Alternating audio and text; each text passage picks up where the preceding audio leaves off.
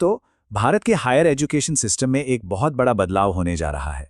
University grants commission यानी कि UGC ने जाति आधारित भेदभाव को खत्म करने के लिए कुछ बहुत ही सख्त नए नियम जारी किए हैं।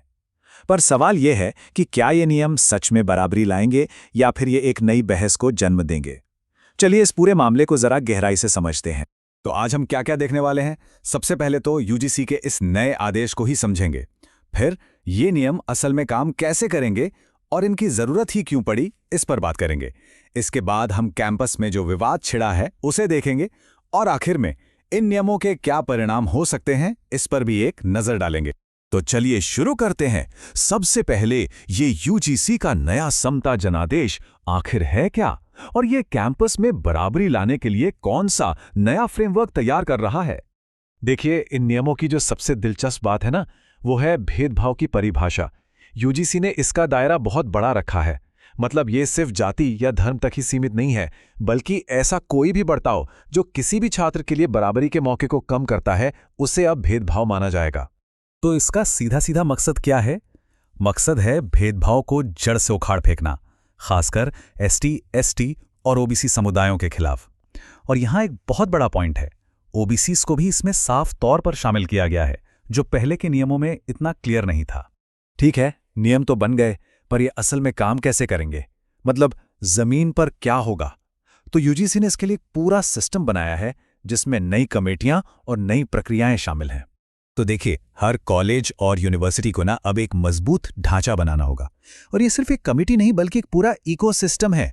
हर इंस्टीट्यूट में एक समान अवसर केंद्र होगा, शिकायतों की जांच के लिए समता समिति होगी, और सबसे बड़ी बात, रिपोर्टिंग के लिए एक 24/7 हेल्पलाइन भी होगी।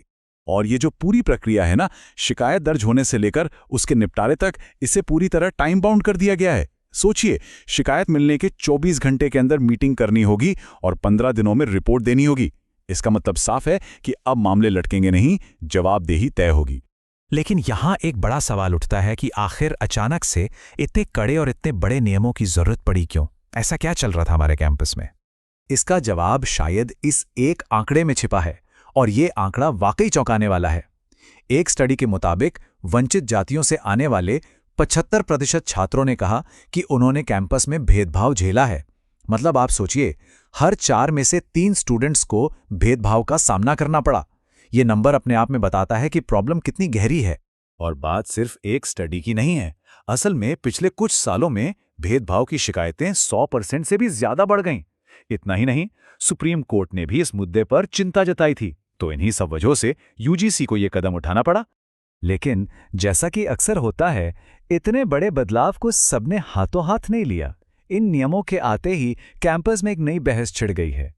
एक तरफ है निष्पक्षता और दूसरी तरफ है इन नियमों के गलत इस्तेमाल का डर। तो देखिए, इसको लेकर राय ना एकदम बंटी हुई है। एक तरफ वो लोग हैं जो कहते हैं कि ये कानूनी ढांचे को मजबूत करते हैं और पहली बार ओबीसी को भी सुरक्षा दे रहे हैं।